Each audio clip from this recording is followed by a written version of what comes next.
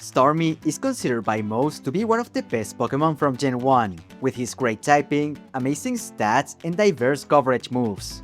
But could he beat every single Pokémon in Fire Red if they had their best competitive moveset? Let's find out! To start off, this is the Starmie that I'll be using. He currently only knows Bubble Beam, Swift, Recover, and Light Screen. I know it's a bit of a weird moveset, but this is only based around the ones both Staryu and Starmie learn via level up. I wanted to start using only those just to see how far he could get with that limitation. Now, as for how I'm going to be facing off against each Pokemon, I modified Pokemon Fire Red to turn it into a gauntlet, where each room I go into represents a tier of competitive battling, going from the strongest in Ubers, where there's both Mewtwo and Mew, all the way to the lowest tier that exists right now, which is SU or Sub-Zero used, with Pokemon like Farfetch, Onix, and Parasect. I also added some lower tiers that I personally made to differentiate Pokemon that are even weaker. And what better way to represent that than the first room, which is composed of the weakest of the weakest. Caterpie, Metapod, Weedle, Kakuna, Magikarp, and Ditto. Starmie only struggled a bit against Ditto, but that's only because of his resistance to water moves when he transforms. However, thanks to Ditto not going for neither Light Screen nor Recover, Starmie ended up winning. Now, this is the part where I would usually tell you how Starmie destroyed a bunch of weak early Pokemon. But immediately against the first Pokemon in the second room, Bulbasaur, I ran into a problem. Starmie's attacking moves are just too weak. Bulbasaur resists Bubble Beam and Swift does next to nothing. Meanwhile, he could use Sleep Powder. He didn't have any grass type move, but it didn't matter, as only by using the damage from Leech Seed and Sludge Bomb, Bulbasaur easily defeated Starmie. I couldn't believe how I lost against him, and while I could try and wait for Bulbasaur's moves to miss, that's going to take too long. So here's what I'm going to do. Each time Starmie faces a roadblock, I'm going to be giving him an extra tool that would give him a way of getting out. The easiest solution is to just give him Psychic, which is exactly what I did. And that's all it took for Starmie to sweep Bulbasaur.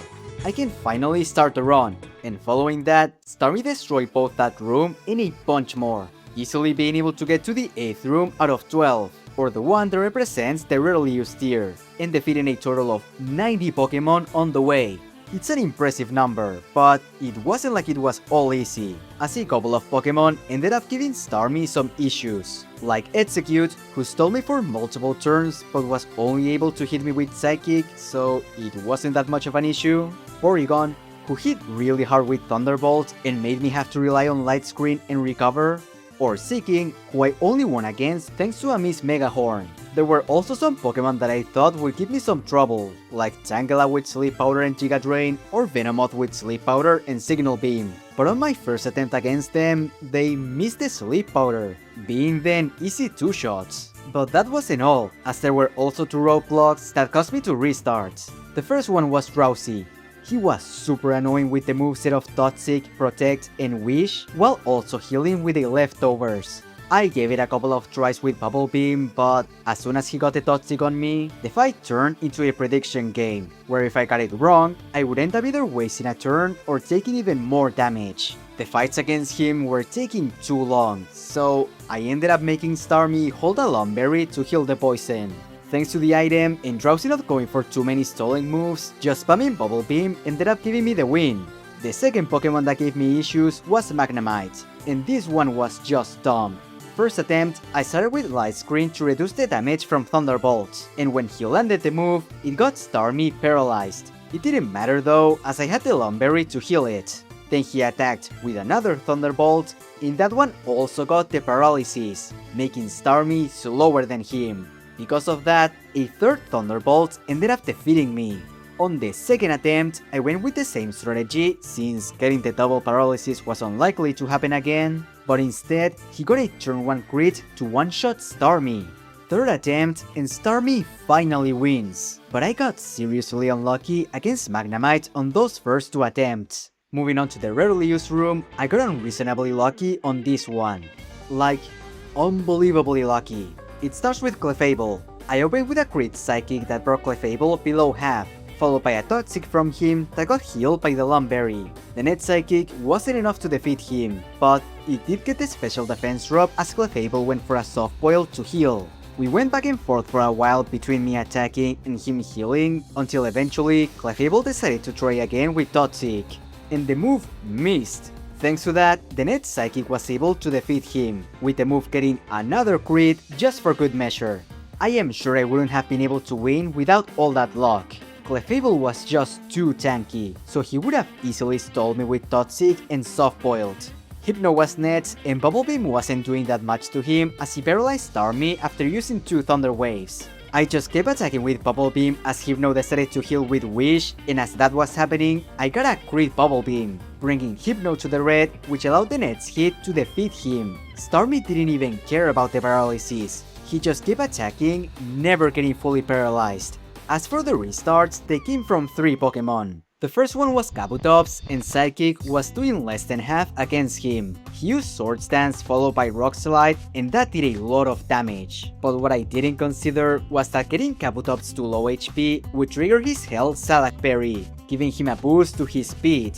Thanks to that, he outsped me the next turn and defeated Starmie. I went to try the fight again, hoping that maybe it was a range, but immediately on the first hit of Psychic, the move got the special defense drop, causing Kabutops to turn from a 3-shot to a 2-shot, and allowing me to win. The second Pokémon was Mr. Mime, and like Hypno, Bubble Beam wasn't doing much to him and liked going for Thunder Wave. He also had Thunderbolt, so he easily took Starmie down. I switched strategies on the second attempt, going for Light Screen at the start of the fights, and while Bubble Beam still wasn't doing much, and Mr. Mime still paralyzed me, the Light Screen made Thunderbolt do significantly less damage. It was such a big increase in defenses that as long as Starmie didn't get fully paralyzed, it gave him just enough time to defeat Mr. Mime with Bubble Beam. And then Raichu. He was straight up one-shotting Starmie with Thunderbolts, and while I did outspeed him, my Psychic was clearly not doing enough damage to defeat him in one hit. I tried Light Screen, but that only made the move do slightly more than half of Starmie's HP, so it wasn't going to work. I tried on one attempt to use Recover plus the Light Screen to solve him out of power points, but then he switched to Thunder Wave. I took the chance to attack him as he went for it again, but 2 Psychics only brought Raichu to the red. Raichu then went for Thunderbolt, but Starmie survived, and because of course he hit through the paralysis, the net's attack defeated Raichu. Man, was that fight a roller coaster of emotions. I genuinely don't think I've ever had a run where so many things went my way in a single room. It was honestly kind of insane, but Starmie made it through.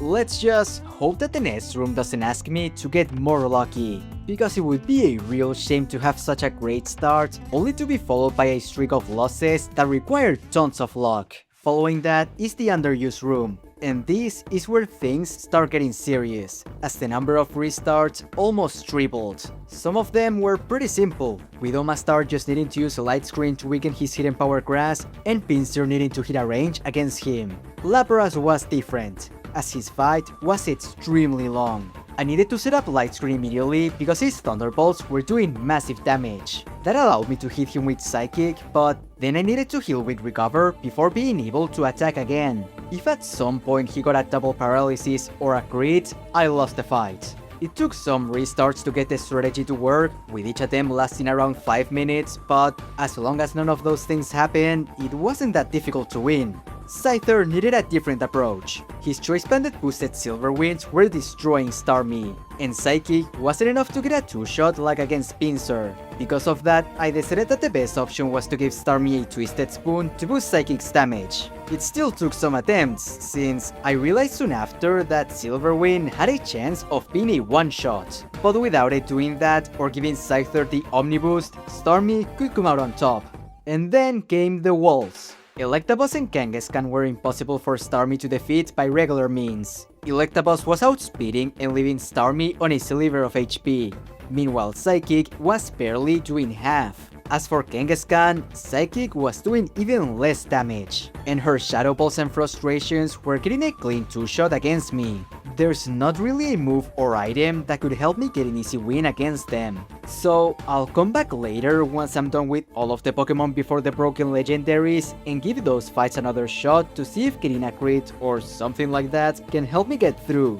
By the way, if you're enjoying this video, I would really appreciate it if you could subscribe, as I'm going to be doing this for a lot more Pokemon and that really helps me grow. In the penultimate room before fighting the Uber Pokemon, not only do the fights get harder, but I get once again really lucky. Immediately the first fight was against Alakazam. He outsped Starmie and hit like a truck with Thunder Punch, while Bubble Beam was doing about a quarter. I decided that it was finally time to upgrade to Surf, and the move was now doing less than half, which isn't great. I tried Light Screen to reduce the damage from Thunder Punch, but then the problem was that Alakazam started setting up Coal Mines, not only making my Surfs do less damage, but also making his attacks stronger. I even thought at some point of stalling with Recover to try and make Thunder Punch run out of power points, but that obviously didn't work. I was about to call it, but on one of the attempts, Starmie randomly got a crit Surf on his first attack, and that brought Alakazam to a sliver of HP. Since Starmie was at full HP, a Thunder Punch wasn't going to defeat me, so I could just go for another Surf and KO Alakazam. After that fight, there were a few more Pokemon that made me restart, but I only needed some specific moves to get through, like Chansey that needed Return, Executor that needed Ice Beam, or Slowbro that needed Thunderbolt. There was also Jeans, but for that one, I only needed to get a bit lucky with Sleep. But the real problem in this room was Tauros. His double edges had a pretty high chance to one-shot Starmie, and even when he went for Frustration instead, the move was doing way too much damage. He also outspeeds, and when I managed to land a Surf, it only did half. I even went as far as equipping Starmie with the leftovers and trying to stall him out of power points with Recover, but he had way too many chances of getting a crit to KO me. I'll be honest, this one is looking rough. It might be possible with a crit, but like Electabuzz and Kangaskhan, I'll wait until the end before I try. The Overuse room was next, and it had another rough start. Aerodactyl was the first Pokemon in the room, and somehow Surf wasn't a one-shot against him. That really surprised me, and since he was faster than Starmie, two double edges took me down. Thankfully, the solution was simple, as just equipping Starmie with the Mystic Water made Surf strong enough to get the OHKO. After that, the room got a lot easier, with Pokemon like Charizard, Gengar, and Moltres all going down easily. But this room also had a bunch of electric types, and that's where things got messy, with both Jolteon and Zapdos straight up one-shotting Starmie with Thunderbolts. Jolteon outspeeds, so I don't have much faith in that one, and against Zapdos, a Mystic Water Surf was doing about half. So I might have a chance against that one if I manage to get a crit. Speaking of crits, Magneton was also in the room, but I got a crit Surf on the first try to defeat him, so that was great. As for other restarts, there was the mirror match against Starmie. I lost once, but that was only because I lost the speed tie against him, so it was an easy win after I won it. On the other side though, there was Snorlax. That thing is insanely bulky, taking no damage from my attacks, even when they got a crit. That's bad in itself, but it gets worse when he can set up Curse, and after getting two of them, he one-shots Starmie with Shadow Ball. I might be cooked on that one, as I don't really see a way to get through his defenses, not even after getting multiple crits. But that's all of the Pokemon before getting into the ones in the Ubers tier, so let's see if getting lucky is enough to defeat the Pokemon I left until the end. The first one I went for was Tauros, and that's because I realized that he was only outspeeding me because he had a nature that boosted his speed. Natures are something that the game decides randomly for the opponents, so I can modify it. To put both of us on an even playing field, I gave Starmie one as well, just for that fight. And that got me an easy win after landing 2 Hydro Pumps, which I taught Starmie just for this section. Next was Electabuzz, and after equipping Starmie with the Quick Claw to get priority, 2 Hydro Pumps took him down. I got 2 activations on this attempt, but honestly, just getting one would have been enough to defeat him. Kangaskhan on the other hand was shockingly easy. Just 2 Mystic Water boosted Hydro Pumps made quick work of it. For Snorlax, I had to go for a more unconventional strategy. I gave Starmie Confuse Ray, and the idea was to make him hit himself a few times while also attacking him with Hydro Pump. It took several attempts, as neither the Confusion nor Hydro Pump have the best odds of working in my favor, but after failing to land a concerning amount of Hydro Pumps on one attempt, a Thunderbolt managed to defeat Snorlax. I really don't like strong moves that have low accuracy. Speaking of, Zapdos fight. because his attacks were one-shotting me, the best I could do was use Confuse Ray, and then hope that he would never land a move against me, which would then give me the chance to land enough attacks against him to get the KO. It took a while, but I got it in the end. And then there was Jolteon. I had to use the Quick Claw for this one, and unfortunately, Hydro Pump wasn't doing enough damage to get the OHKO. I could try with either Confuse Ray or hope to get a crit, but that would be a 20% chance of getting the Quick Claw to activate, and then hope to get lucky again by not only landing Hydro Pump, but also by either trying to get a crit or getting Jolteon to hit himself. Those odds are way too low for my liking. So I think I'm just going to say that defeating Jolteon is impossible for Starmie. To end the run, it's the final two Pokemon, Mewtwo and Mew. I challenged Mew first since he seemed like the easiest of the two. Hydro Pump was doing good damage on the first attempt, but then he went for Sword Stance. That allowed me to land a second attack that brought Mew to the red, but now that Mew was at +2 attack, his Shadow Ball became a one-shot against Starmie. I gave it another shot with the Mystic Water, and it looked like it was doing a bit less than half. I still continued the fight, and then the second hit of Hydro Pump defeated Mew. I guess I got a low roll followed by a high roll. I then went for Mewtwo, and this fight was depressing. He outspeeds me and then one-shot Starmie with Thunder. I restarted a couple of times until he missed, but then Hydro Pump was doing less than half, even when I had the Mystic Water. On that same attempt, Thunder missed again, but obviously Hydro Pump still didn't get the KO. So when Mewtwo finally landed the move, Starmie went down immediately. I won't mess around, and I'll just say that this fight is also impossible. I would have to get 3 misses, followed by landing 3 Hydro Pumps. I could also try Confuse Ray, but then I would have to get the Thunder miss, Confusion hit, Hydro Pump landing, another Confusion hit, and then another Hydro Pump landing. And even after all of that, I'm not sure if it would be enough. So I think it's for the best if I just call it there. So, can Starmie beat all 151 Pokemon in Fire Red with their competitive movesets? He gets super close, but no. Electric types gave him a really hard time, and while he was able to beat most, Jolteon and Thunder Mewtwo were just too much for him. Still, Starmie was a really strong Pokemon to use, defeating most Pokemon with just his level up movesets plus Psychic. I didn't even use his coverage moves for most of the run, which, by the way, were also amazing, just like his stats. So overall, I think his performance was pretty great. But anyways, did I miss anything on the video?